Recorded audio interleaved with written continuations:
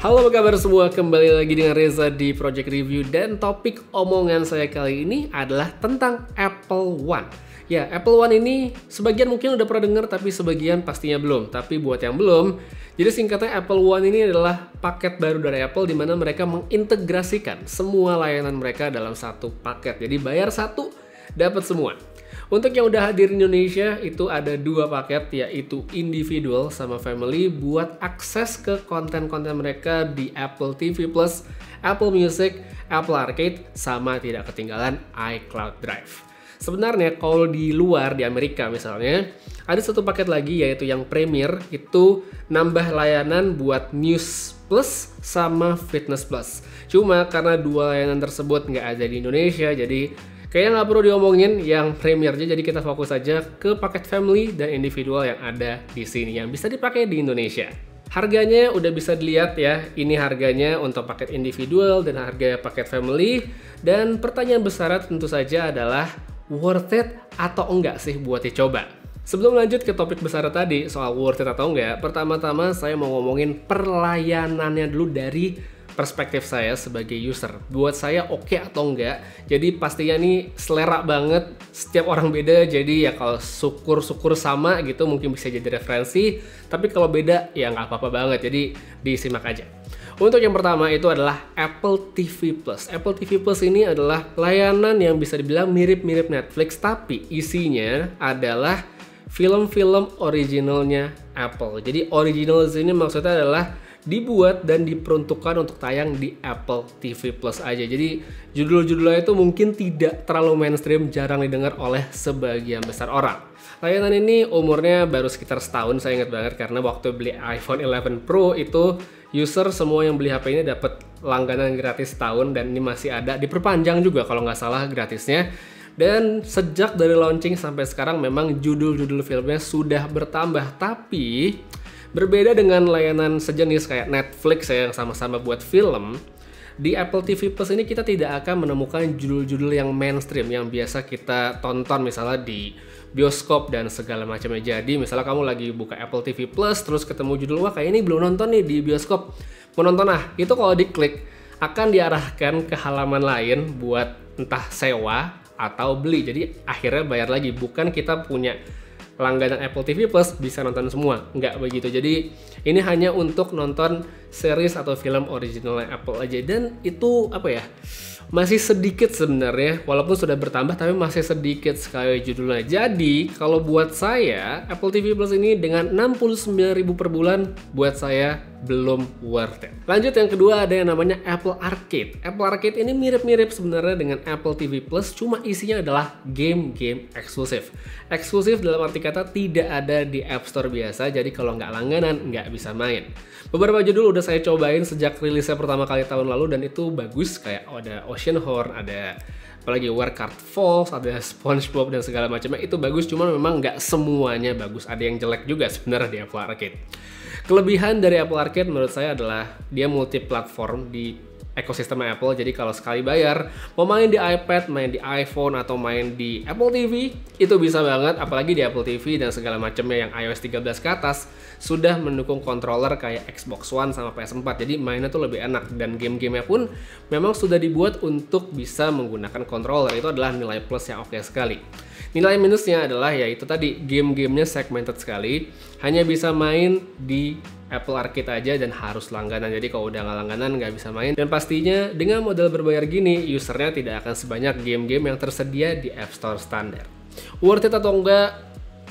Kalau untuk main apa ya, dipakai langganan terus-terusan, menurut saya nggak worth it. Tapi kalau misalnya langganan cuma sebulan untuk misalnya namatin Oceanhorn, habis itu unsubscribe lagi, nanti ada game baru lagi, main lagi, menurut saya sih worth it aja. Tapi mungkin beda lagi kalau buat keluarga. Untuk anak-anak kecil mungkin Apple Arcade ini bisa jadi alternatif game-game karena katalognya banyak sekali dan ya oke juga sih game buat anak-anak. Next atau yang ketiga ada yang namanya Apple Music. Kalau yang ini Kayaknya nggak perlu dijelasin panjang lebar, mesti udah pada tahu Apple Music yang namanya juga saingan Spotify untuk streaming musik. Ada dua paket kalau dia di luar Apple One ya, yaitu individual sama family juga. Individual itu Rp49.000, sedangkan yang family-nya Rp75.000 untuk bisa dipakai sampai 6 orang anggota keluarga. Worth it atau enggak? Buat saya, Apple Music ini worth it sekali kalau tidak punya langganan Spotify. Jadi kalau kamu nggak langganan Spotify, langganan Apple Music aja sebenarnya udah cukup sekali. Tapi ya ada juga sih orang yang punya dua-duanya kayak saya gitu. Karena kadang-kadang ada lagu yang tersedia di Spotify tapi di Apple Music nggak ada. Tapi ada di Apple Music, kadang di Spotify nggak ada. Jadi kayak gitu, cuman ya preferensi aja. Ada yang bilang audionya Apple Music lebih bagus juga dibanding Spotify dan segala macamnya. Tapi worth it atau enggaknya? Overall, kalau mempertimbangkan orang nggak punya subscription streaming music, Apple Music ini adalah salah satu yang paling worth it di antara layanan yang disediakan oleh Apple. Terakhir ada yang namanya iCloud. Saya yakin udah nggak asing ya sama yang namanya iCloud. Tapi penting atau enggak? Sebenarnya ya penting nggak penting. Akan jadi penting kalau misalnya memang butuh penyimpanan berbasis cloud punya Apple, mungkin untuk backup fotos, setting iPhone dan segala macamnya, tapi menjadi tidak penting, tidak worth it kalau kamu adalah orang yang cukup rajin untuk memindahkan data secara offline, entah itu ke PC, ke MacBook atau ke penyimpanan eksternal lainnya. Untuk harga yang 15.000 itu kita bisa dapat 50 GB, nambah lagi 200 GB itu bayarnya 45.000, sedangkan yang 1 TB itu bayarnya 149.000 per bulan. Jadi ada 3 opsi yang bisa dipilih di luar paket Apple One. Tapi kalau kita masuk ke Apple One, untuk sementara hanya ada 2 pilihan, yaitu 50 GB serta 200 GB. Yang 1 teranya belum ada. Kalau menjumlahkan dari seluruh layanan ya, yang tadi udah disebutin, dan di luar dari layanan Apple One, paketnya Apple One, harganya sebenarnya bisa dilihat seperti sekarang. Untuk yang individual itu Rp202.000. Jadi itu iCloud-nya pakai yang 50 GB, 15.000, dan Apple Music-nya pun yang 49.000. Sedangkan kalau untuk yang paket family dengan mengubah iCloud-nya jadi 200 GB dan juga iTunes-nya atau Apple Music-nya itu yang 75.000 paket family, itu jadinya adalah 258.000. Lebih mahal memang dibandingkan membayar paket Apple One. Kalau melihat harga yang ditawarkan, selisihnya sesuai yang tertulis di website Apple itu terlihat sangat menggiurkan sih. Yang individual itu keuntungannya 87.000 selisih harganya dibanding bayar satu-satu, sedangkan yang family itu 103.000. Wow, sebenarnya banyak sih selisihnya. Jadi terlihat begitu menjanjikan. Worth it atau enggak? Kalau menurut saya untuk paket family, jika memang bisa dimaksimalkan dengan banyak pemakaian ya, banyak anggota keluarga yang pakai, apalagi bisa nonton Apple TV Plus, mungkin mau memaksimalkan Apple Arcade, paket family-nya ini worth it banget kalau menurut saya, kalau bisa dimaksimalkan. Sedangkan untuk paket yang individual, nah ini nih sebenarnya yang menurut saya agak tricky harganya. Kenapa saya bilang tricky? Karena paket individual ini kan buat satu orang aja, dan dari layanan-layanan yang tadi udah saya jabarin dari perspektif saya, Apple TV Plus sama Apple Arcade itu bisa dibilang layanan yang ekstra, nggak harus gitu ya. Mungkin bisa dimaksimalkan, tapi kemungkinan besar nggak saya pakai. Jadi most of the time atau kebanyakan nggak saya pakai. Yang mungkin bakal lebih sering saya pakai itu adalah entah itu iCloud sama Apple Music. Jadi kalau misalnya saya hanya berlangganan Apple Music dengan iCloud yang masing-masing paket individual, iCloud-nya yang 15.000, Apple Music-nya 49.000, itu saya hanya harus membayar 64.000 saja per bulan. Jadi nggak ada yang mubazir sekitar 50 ribuan ya dengan membayar Apple One. Bahkan buat user yang mungkin lebih butuh storage besar, dengan bayar iCloud yang 200 GB ya, 45.000 ditambah sama Apple Music 49.000, itu masih di bawah 100.000. Jadi dengan harga yang lebih murah, sebenarnya user bisa saja mendapatkan lebih di luar paket Apple One ya. Tapi balik lagi, ke user butuhnya kayak gimana, apakah memang mau pakai semua layanan Apple atau memang hanya butuh sebagian.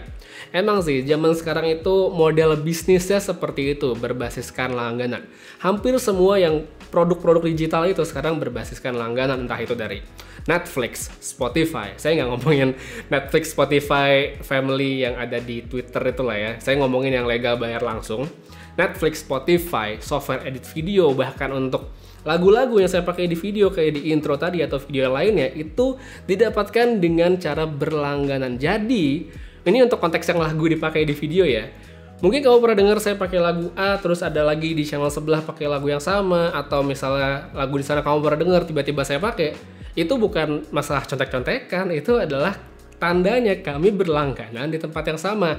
Kemungkinan pas kami login ke halaman website tersebut, yang mana itu adalah Epidemic Sound, kemungkinan besar lagunya itu lagi ada di top chart, lagi di depan, kami dengerin, enak, cocok, masuk deh ke video. Jadi bukan soal contek-contekan, karena kami berlangganan di tempat yang sama.